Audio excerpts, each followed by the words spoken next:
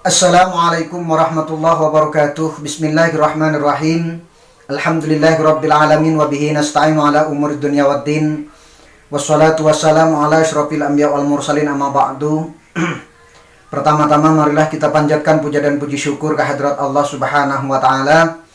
Shalawat dan salam semoga tetap tercurah limpahkan kehadiran baginda Rasul Nabi Agung Muhammad sallallahu alaihi wasallam.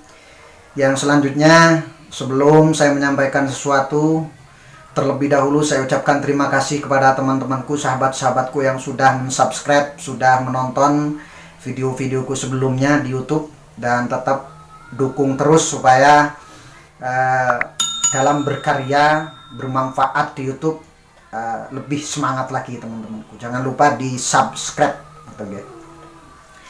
Yang selanjutnya tak lupa juga saya doakan kepada teman-temanku semuanya, sahabat-sahabatku, mudah-mudahan kita semuanya, saya pribadi, teman-temanku, sahabat-sahabatku, youtuber, subscriber, mudah-mudahan Allah selalu berikan kesehatan, mudah-mudahan Allah selalu berikan kebahagiaan di dalam keluarganya, dan yang paling penting mudah-mudahan kita semuanya dihindarkan dari yang namanya wabah virus corona gitu.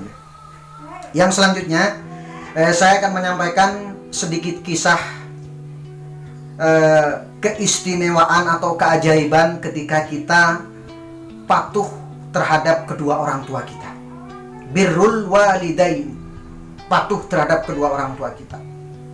Mohon maaf sahabat-sahabatku semuanya, teman-temanku semuanya, sebelum saya ke Jogja, saya aslinya orang Jawa Timur, Sumeneb ya teman-temanku sekalian. Dulu saya di pondok.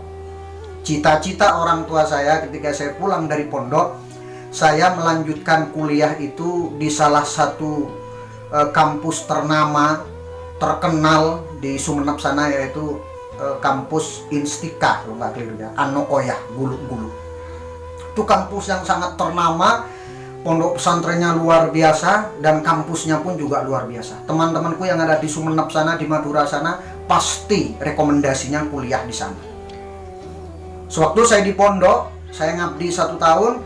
Setelah itu saya bincang-bincang di dalam kamar dengan temanku yang namanya Kak Adi Dasuki yang sekarang ada di Lampung. Dek, kamu mau melanjutkan di mana besok kuliahnya? Kebetulan bapakku kan ketua BPD ya di rumah waktu itu. Aduh, saya nggak tahu ya Kak Adi, saya gimana ya kalau saya izin dulu ke orang tuaku. Kata bapakku, gimana? Kutsi, kamu kalau mau kuliah di Sumeneb aja. Di Sumeneb tuh ada kampus yang terkenal, yang bagus, yaitu di pondok pesantren Anokoyah Gulu. Itu luar biasa teman-temanku sekalian. Akhirnya saya tidak pernah menolak, saya tidak pernah mengatakan tidak. Saya cuma sami'na wa ta'na. Oke, Bapak, ya siap. Nggih, Abah. Bukan oke. Nggih, Abah. Setelah itu Kak Adi Dasuki, kakakku itu yang satu kamar, kebetulan mbaknya ada di Yogyakarta. Kuliah di salah satu kampus juga ternama, kampus negeri, namanya UIN Sunan Kalijaga Yogyakarta. Itu kampus keagamaan yang luar biasa teman-temanku sekalian, yang sangat terkenal di Sumeneb sana juga.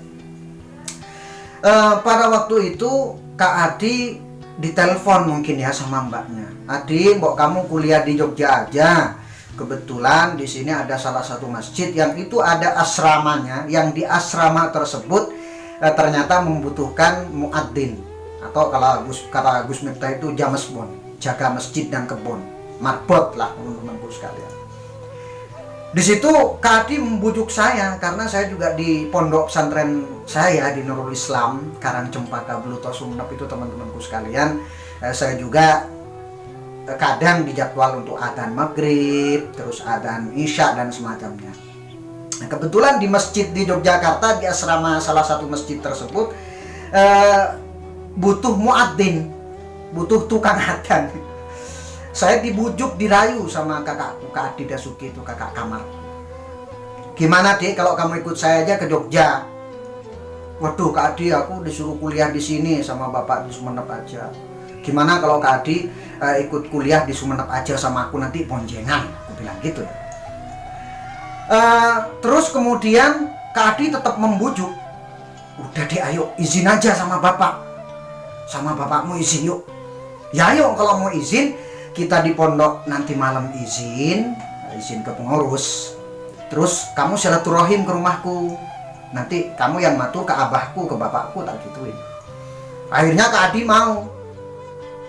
Malam izin ke pengurus, langsung cus main ke rumahku Kak Adi Dasuki. Di rumahku itu teman-temanku sekalian, Kak Adi Dasuki presentasi dengan luar biasa supaya aku bisa ikut ke Jogja. Gitu ya. Cerita luar biasa. Adi, kata bapakku di akhir itu, kata bapak, kira-kira Kutsi itu kalau ikut kuliah di Jogja nanti biayanya gimana? Karena memang yang paling ditakutkan itu biaya hidup atau biaya kuliah plus biaya kos-kosan atau kontrakan di Yogyakarta itu sangat luar biasa, lumayan mahal lah teman-temanku sekalian. Bapakku pikirannya ke situ. Oh bapak, nanti insya Allah Dek Kutsi kalau ikut ke Jogja, kebetulan di situ ada salah satu masjid yang masjid tersebut ada asramanya, dan Dek Kutsi nanti diminta untuk menjadi marbot atau tukang adan lah, bersih-bersih masjid, adan di masjid, semua kegiatan nanti di masjid. Dek Kutsi dan aku dan teman-teman di sana sudah ada yang akan menghandle semua kegiatan di situ. Benar? Iya Pak, insya Allah kayak makan, terus tempat tidur sudah siap semuanya. Paling tinggal uang semester kuliah. Wah, bapakku langsung senang. Oh ya bagus itu, nggak apa-apa di situ. Tapi jangan lupa ya Kutsi, kalau di Jogja sama Adi, jangan lupakan kitab-kitabnya, jangan lupakan sholatnya, jangan lupakan semua amaliyah-amaliyah yang ada di pondok pesantren. Nanti ke Jogja malah bebas. Oh boten Pak, insya Allah boten. Kalau bahasa Maduranya, bunten Pak. Kayak gitu ya teman-temanku sekalian. Akhirnya, alhamdulillah dengan izin yang seperti itu teman-temanku sekalian, jujur birrul walidaini, saya paling takut untuk menolak apa yang disampaikan oleh kedua orang tua saya. Saya tetap harus takdiman, saya tetap harus sami'na wa ata'na. Saya harus mendengarkan apa yang disampaikan oleh orang tuaku, dan saya harus wa ata'na, taat terhadap kedua orang tua.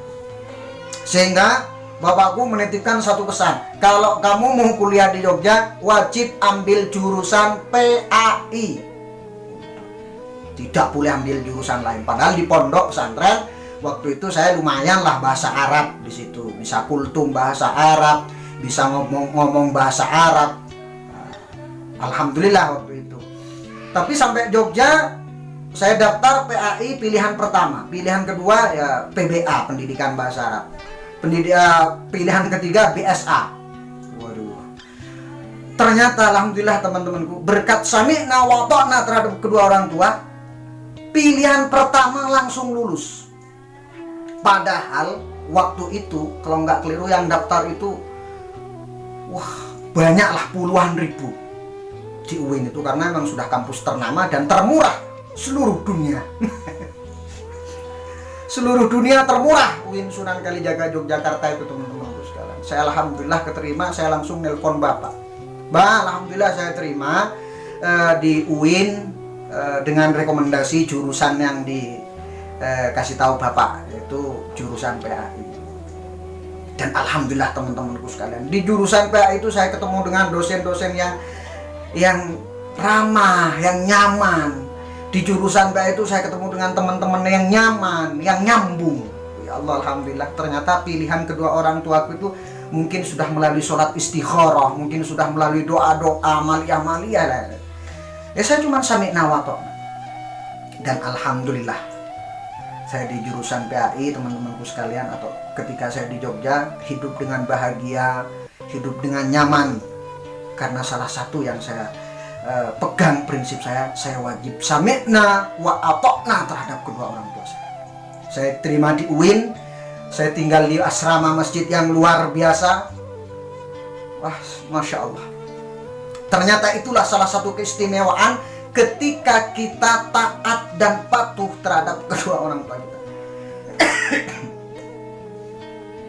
Kalau kita patuh dan taat terhadap kedua orang tua kita, saya yakin tidak ada orang tua yang benci dengan anaknya, tidak ada orang tua yang ingin menjerumuskan anaknya, pasti dia sudah berpikir 1000 kali, pasti dia sudah berpikir berkali-kali untuk kesuksesan di masa depan anaknya. Maka alhamdulillah, kisah nyata yang saya sampaikan ke teman-teman sekalian mudah-mudahan menginspirasi. Jangan sampai kita tidak taat dan tidak patuh terhadap kedua orang tua kita. Meskipun kita punya cita-cita yang luar biasa, tapi kadang tidak sama dengan yang diinginkan orang tua kita. Silakan, lebih baik musyawarahkan apa yang terbaik. Saya yakin pilihan jenengan ketika digabungkan dengan keinginan orang tua, oh ternyata bapak pengen di sini, insya Allah itu yang terbaik buat kita semua. Itulah salah satu kisah yang saya sampaikan. Silahkan komentar di bawah teman-temanku sekalian. Kalau jenengan punya kisah-kisah yang lain yang beda dengan saya, nggak apa-apa. Tapi itulah salah satu kisah saya yang saya sampaikan, benar-benar real, fakta. Saya kuliah di Jogja bukan karena atas pilihan kedua orang tua saya, tapi karena pilihan teman saya yang direkomendasikan ke kedua orang tua saya, yang pada akhirnya orang tua saya oke, nggak apa-apa, bagus. Dan alhamdulillah saya sami'na wa ta'na terhadap kedua orang tua saya, dan alhamdulillah ujung-ujungnya luar biasa. Banyak keajaiban yang saya terima, termasuk dosen yang sangat ramah, teman-teman yang nyambung, dan semuanya. Mudah-mudahan kisah nyata ini bisa menginspirasi teman-temanku sekalian. Jangan sampai tidak taat, tidak patuh, atau bahkan membantah terhadap kedua orang tua. Terima kasih, mohon maaf apabila banyak kekurangan. Saya akhiri, assalamualaikum warahmatullahi wabarakatuh.